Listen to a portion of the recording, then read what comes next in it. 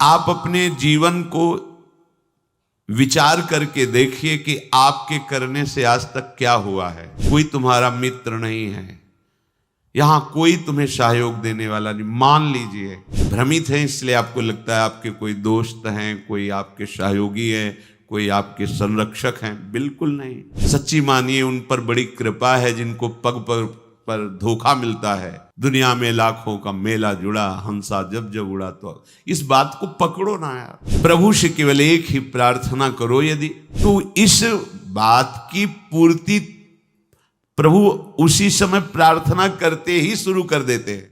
दया में प्रभु कितनी अपार कृपा की आपके ऊपर। मनुष्य शरीर साधु समागम श्रीधाम वृंदावन में दुर्लभ बात है।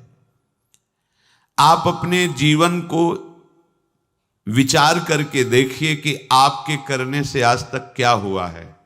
बिगड़ा ही है, बना नहीं है। ये इसलिए विचार कीजिए कि आप अहंकार रहित होकर प्रभु की कृपा का आश्रय लेकर हृदय से प्रभु के चरणों का सहारा ले लीजिए। बच जाओगे, दुख से बच जाओगे। कोई तुम्हारा मित्र नहीं है, यहां कोई तुम्हें सहयोग देने वाला नहीं। मान लीजिए आप लोग भ्रमित हैं, इसलिए आपको लगता है आपके कोई दोस्त हैं, कोई आपके सहयोगी हैं, कोई आपके संरक्षक हैं। बिल्कुल नहीं। बाहरी सब कुछ हो सकता है, आंतरिक रक्षा करने वाला केवल श्री कृष्ण है, दूसरा नहीं है। सच्ची मानिए उन पर बड़ी कृपा है जिनको पग पग पर धोखा मिलता है, प्रतिकूलता मिलती है, तो उनको असलियत समझ में आ जाती है। फिर वो सत्य की तरफ मुड़ते हैं, उन्हें साधु समागम मिलता है और वो सत्य में प्रतिष्ठित हो जाते हैं। आज से हमें समझना चाहिए कि भगवत कृपा पात्र हैं। अब हमारी दुर्गति नहीं हो सकती, क्योंकि प्रभु की कृपा किसी निमित्त को लेकर के नहीं हुई है, अहेतुकी कृपा है। तो अब हमारे कल्याण में कोई संशय नहीं। सच्ची मानिए, ये विश्वास करोगे तो हो जाएगा। विश्वास करो, ये जादू की बात है। मेरा कहाँ कल्याण होगा, मैं तो गृहस्थ हूं, मैं विषयों में फंसा हूं, मैं दुर्गति पक्की है। नहीं नहीं, कुछ भी हो, मेरे में सामर्थ्य तो नहीं, मैं तो अधम हूं, नीच हूं, पर मेरे प्रभु बड़े कृपालु हैं। मेरा निश्चित इस जन्म में कल्याण हो जाएगा, पक्का हो जाएगा। आप विश्वास कीजिए। आप हर समय अपने भाग्य को सराहिए। मैं प्रभु का शरणागत हूं, अहो भाग्य मेरे। प्रभु ने मुझे स्वीकार कर लिया। अगर स्वीकार किया ना होता तो मुझे साधु संग न मिलता। जो प्रभु मोहि अनुग्रह कीन्हा, तो तुम आई दर्श हठ दीन्हा। देखो, प्रभु ने मेरे पर कृपा की ना, तो हे महाभागवत हनुमान जी, आप अपनी तरफ से आकर मुझे दर्शन दिए ना। अब मोहि भाव भरोसा हनुमंता, बिनु हरि कृपा मिले नहीं संता। आज मुझे भरोसा हो गया कि हरि की हमारे ऊपर कृपा है, क्योंकि कृपा ना होती तो आप मुझे दर्शन न देते। आपके समीप हमें भगवत चर्चा करने का सौभाग्य, सुनने का सौभाग्य न मिलता।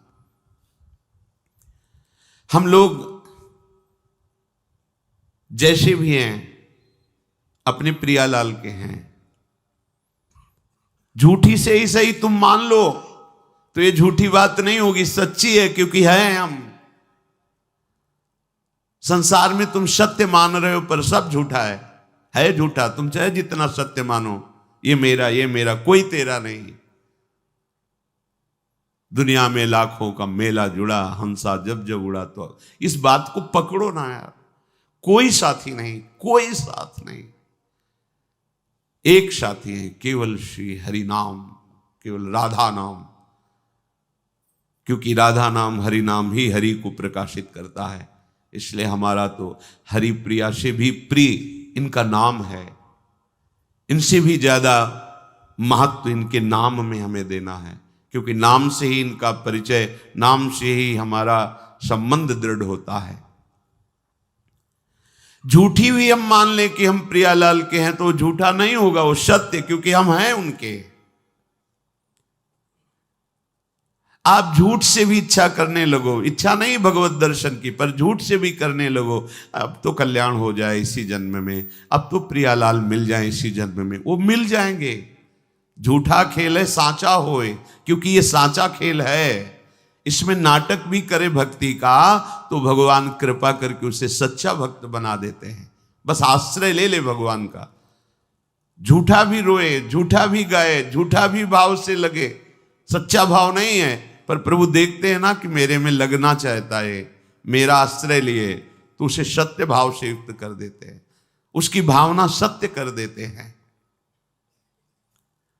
पूज्य श्री राधा बाबा कह रहे हैं, मेरा अनुभव है, संतों के अनुभव को समझना चाहिए। प्रभु से केवल एक ही प्रार्थना करो यदि, कि मुझे आपकी अखंड स्मृति प्राप्त हो, निरंतर भजन, आपसे प्रेम, तो प्रभु इस याचनाओं को कभी नहीं ठुकराते।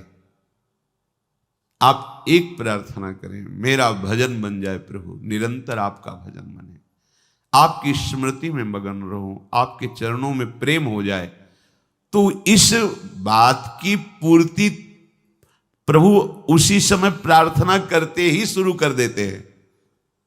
पर हम अज्ञानी इसलिए जान नहीं पाते। क्या? जब इस बात की पूर्ति में लगेंगे तो जहां जहां हमारी स्मृति, जहां जहां हमारा संबंध है, जहां जहां हमारा राग है, वो मिटाना शुरू करते हैं। तो फिर प्रश्न आ जाते हैं कि जब से भजन शुरू किया तब से विपत्तियां आ गई, लोग हमारे को प्रेम नहीं करते, वो नफरत की दृष्टि से देखते हैं, अमुक अमुक अमुक। ये वही तो हो रहा है जो आपने मांगा है।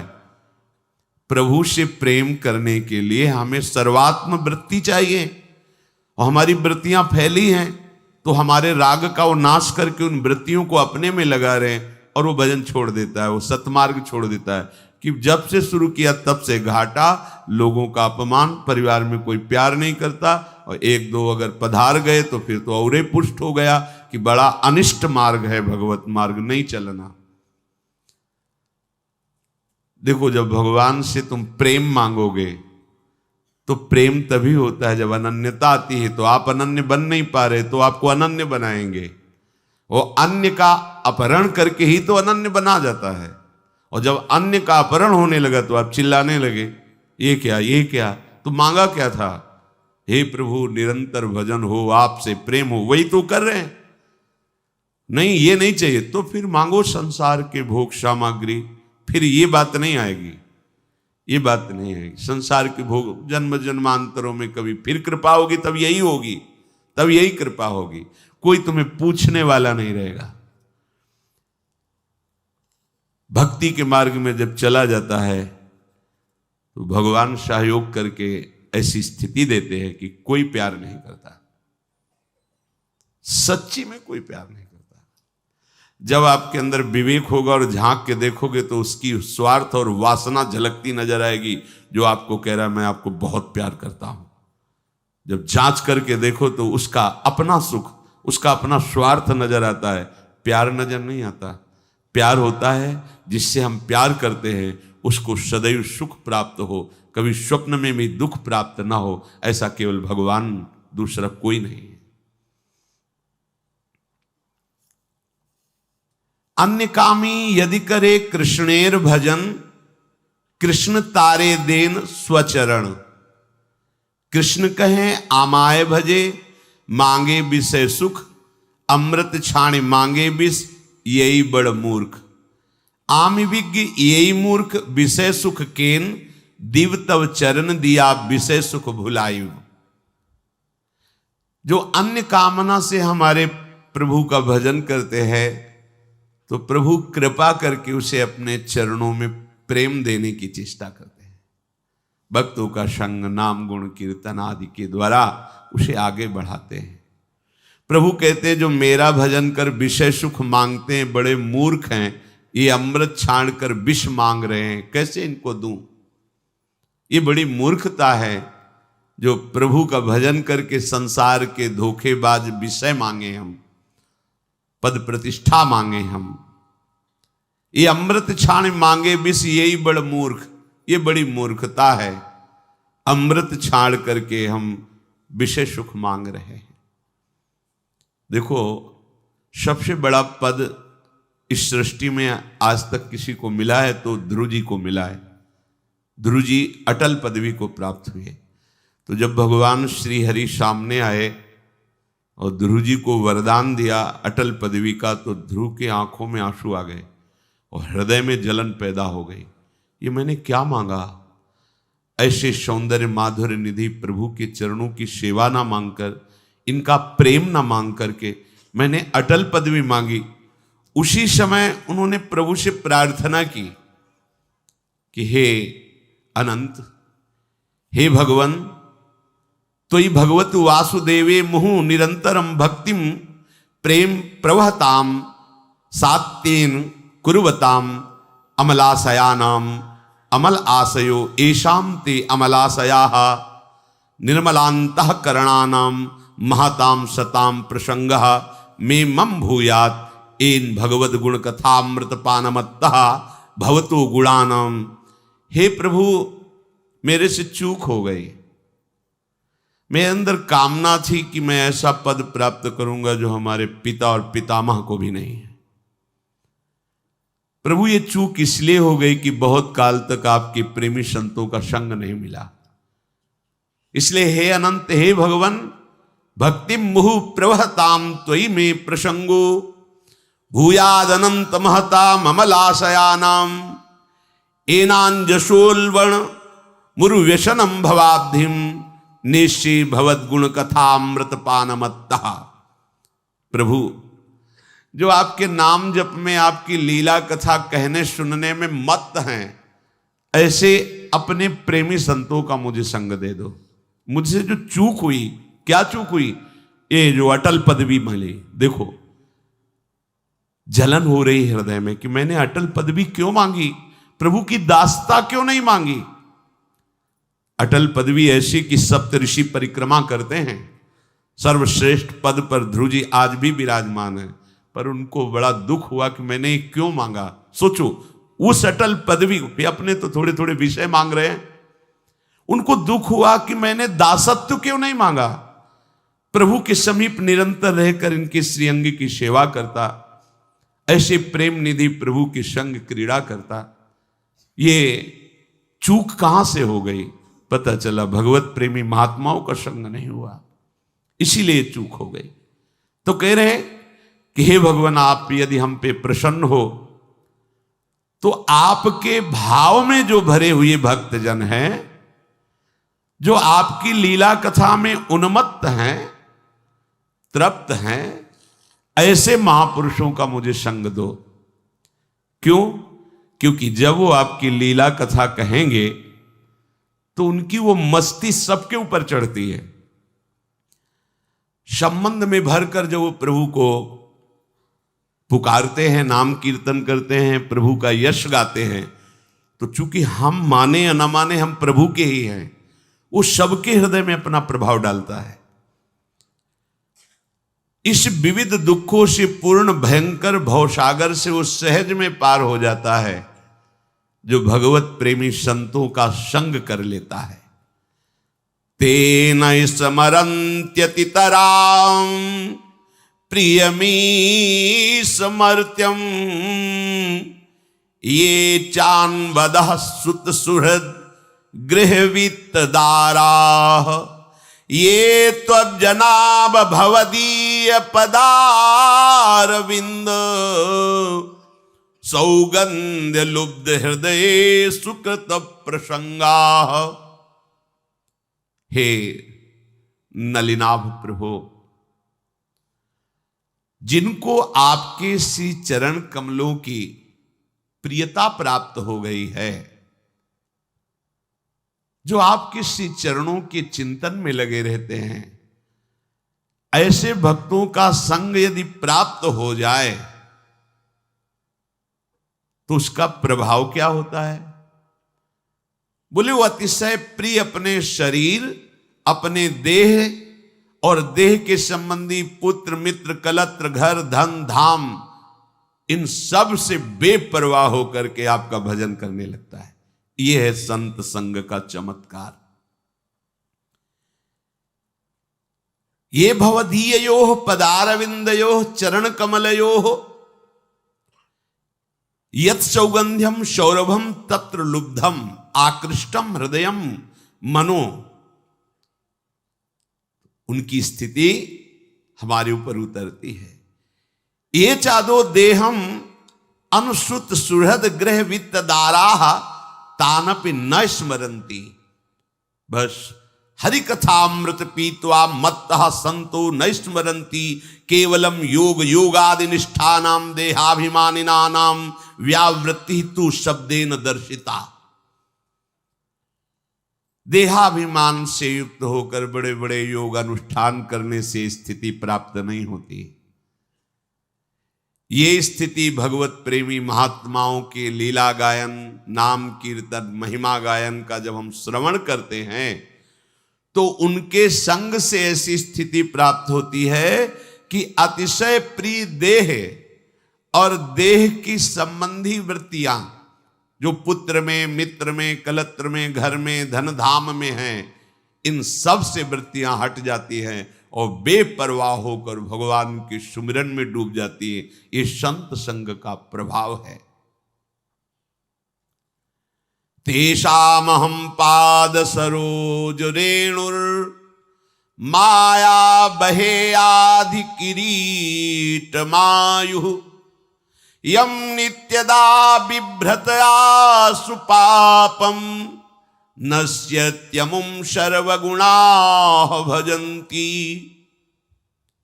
हे संत महापुरुषों, आपकी चरण रज को आयु पर्यंत मैं अपने शीश पर धारण करता रहूं, क्योंकि जिनके माथे पे संत चरण रज विराजमान होती है वो निष्पाप होकर के भगवान का प्रिय बन जाता है। जे गुरु चरण रेणु सिर धरहि तेजन सकल विभव बस करहि। संपूर्ण भागवतिक वैभव उसके हृदय में प्रकाशित हो जाता है जो संत सदगुरुदेव की चरण रज को अपने माथे पे रखता है। जब प्रभु की असीम कृपा होती है तो भगवत प्रेमी महात्माओं का संग मिलता है। संतों का संग मिल जाए तो फिर किसी और तीर्थ के अवगाहन की जरूरत नहीं है, क्योंकि तीर्थापाद प्रभु का निरंतर स्मरण करते हुए उनके ध्यान में जो मगन है, तेषाम विचरताम पदभ्याम तीर्थानाम पावनेच्छया भीतस्य किन्नरो चेत तावकानाम समागमः। ये जो भगवत प्रेमी जन हैं, ये तीर्थों को भी तीर्थत्व प्रदान करने वाले हैं। तीर्थानामपि पावनेच्छया पदभ्याम विचरताम तेषाम तावकानाम तौ भक्तानाम समागमः संसारात् भीतस्य किम न रोचते कथम न स्वस्मिन् रुचिमुत्पादयेत तस्मात् सत्संगः विना संसारे निस्तारो नास्ति। कह रहे हैं जो तीर्थों को भी निष्पाप करने की सामर्थ्य रखते हैं, जहां वो पृथ्वी पर चरण रखते हैं वहां की रज तीर्थों को भी पावन करने वाली बन जाती है। संसार से भयभीत हुए, दुखी हुए जीव जब इन संतों के समीप पहुंचते हैं तो इनकी चरण रज में, इनकी वाणी में, इनके दर्शन से, स्पर्श से संपूर्ण अशुभ पाप नष्ट हो जाते हैं और वो भयभीत हुआ संसार से पुरुष अभय पद को प्राप्त कर लेता है। तस्मात् सत्संगम बिना संसारे निस्तारो नास्ति। बिना संत संग के किसी का संसार से निस्तार हो जाए, उद्धार हो जाए, ऐसा असंभव। इसलिए महत्सेवाम द्वार माहुर विमुक्तेश तमो द्वारम योषिताम संग संगम महांतस्ते समचित्ता प्रशांता विमन्यवः सुहृदः साधवो ये। महापुरुष संत की प्राप्ति भगवत कृपा से होती है। बस उसका निर्वाह आपको करना है, निर्वाह उनकी आज्ञा का पालन, यही महत् सेवा है। महत् सेवाम द्वार माहुर विमुक्तिर, महापुरुषों की सेवा साक्षात मुक्ति पद है, अर्थात आपका निश्चित कल्याण हो गया। सेवा उनकी आज्ञा का पालन, जो महापुरुषों के संतों के संग में उनकी आज्ञा का पालन करते हैं वो मुक्त हैं, जीवन मुक्त हैं, इसी समय मुक्त हैं, ये अनुभव हो जाएगा। तमो द्वारम योषिताम संग संगम, पर सावधानी ये रखनी है कि जो केवल स्त्री संग को ही सुख समझते हैं, नाना प्रकार की भोगी वृत्तियों को ही सुख समझते हैं, ऐसे लोगों का संग त्याग दे, क्योंकि ये तमो द्वारम, ये साक्षात नरक का द्वार है।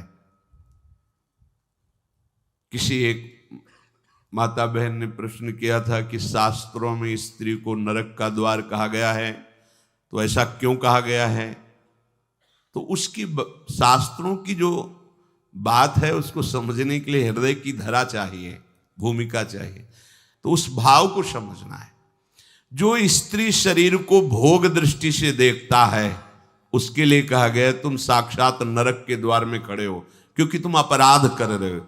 स्त्री नरक का द्वार नहीं, स्त्री को तुमने भोग दृष्टि से देखा, ये नरक का द्वार हुआ, क्योंकि भगवान ने भी नरक के द्वार का वर्णन किया, कामा क्रोधा तथा लोभा। भगवान कह रहे काम क्रोध लोभ ये नरक के द्वार हैं। अर्थात तुमने काम दृष्टि से किसी भी माता बहन की तरफ जो भाव किया वो तुम्हें नरक ले जाएगा। उस वक्त शास्त्रों में जो शब्द लिखा हुआ उसको समझने के लिए हृदय की भूमिका चाहिए, पवित्रता चाहिए। आप लौकिक दृष्टि से नहीं समझ पाएंगे। जैसे यहां वर्णन है तमो द्वारम योषिताम संग संगम, जो केवल स्त्री भोग को ही सुख समझते हैं, जो नाना प्रकार की इंद्रियों की दुलार में लगे हुए हैं, ये नारकी पुरुष हैं। ऐसे पुरुषों का संग त्याग करके संत संग करें। संत संग कर रहे हैं और ये भी कर रहे हैं, लाभ नहीं मिलेगा, लाभ नहीं मिलेगा। हो सकता है संत संग का कम असर और कुसंग का बहुत ज्यादा असर हो जाए, क्योंकि हम देखते हैं 5 वर्ष सत्संग सुना और 5 मिनट कुसंग हो गया तो सारे सत्संग पे कुसंग पानी फेर देता है। ऐसा क्यों हुआ? इतना कमजोर सत्संग है? बोले नहीं, अभी तुम्हें 5 मिनट दिखाई दे रहा है कुसंग, लेकिन वो 50 अनंतों वर्षों से कुसंग में ही रहा है। थोड़ा समय सत्संग का मिला, सुधार की तरफ। सत्संग का मतलब चढ़ाई और कुसंग का मतलब फिसलना। फिसलने में कितनी देर लगती है? महल बनाने में समय लगता है, बुलडोजर लगा गिराओ, शाम तक सब गिर जाएगा।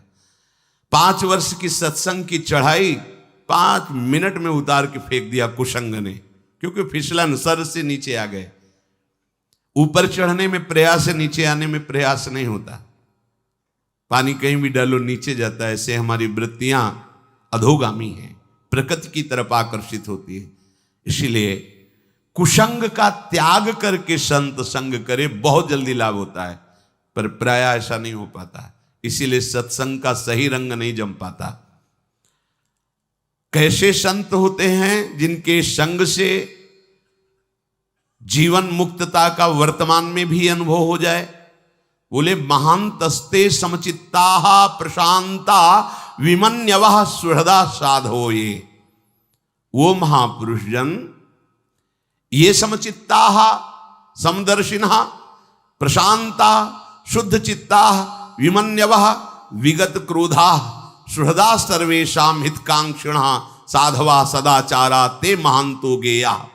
वो महापुरुष होते हैं जिनमें सब में भगवत दर्शन की भावना है।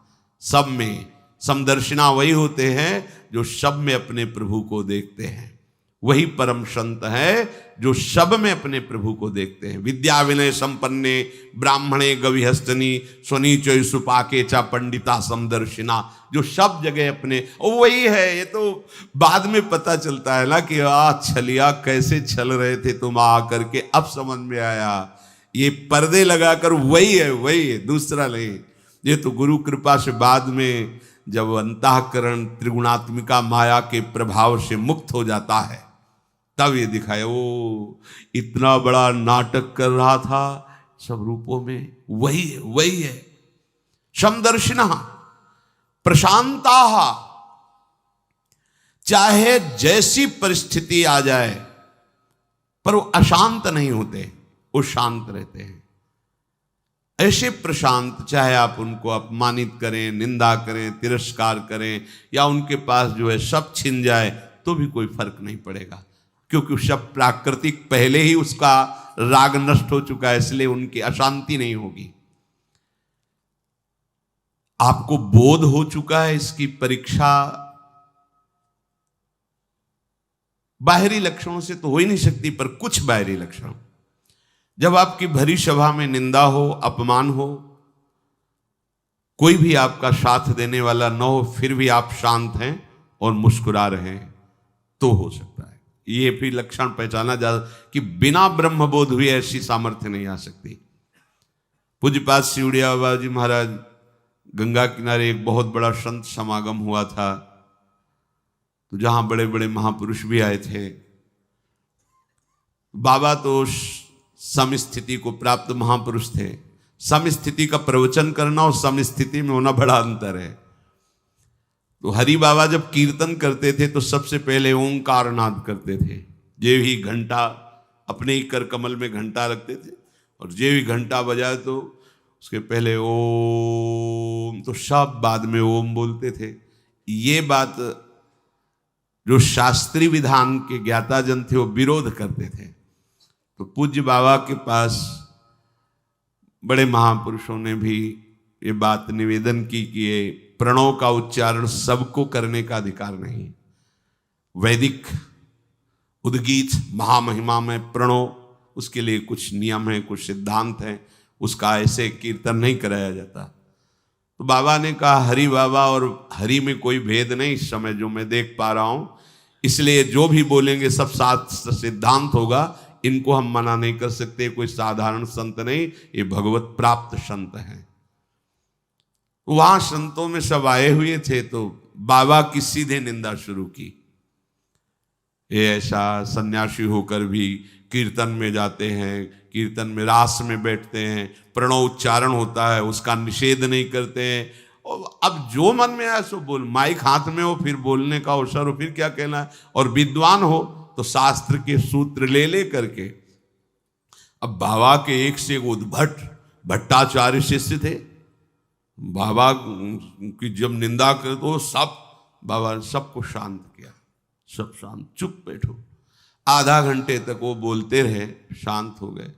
सभा विसर्जित हुई, बाबा अपनी कुटिया में गए, तो जो उनके सब शिष्य थे बोले बाबा एक सेकंड में इसके मुंह बंद कर देंगे हम, ये शास्त्र के श्लोक बोलता है अभी एक से। बोले हाँ, यही हमारे संग का असर तुम पर हुआ है, यही असर हुआ है।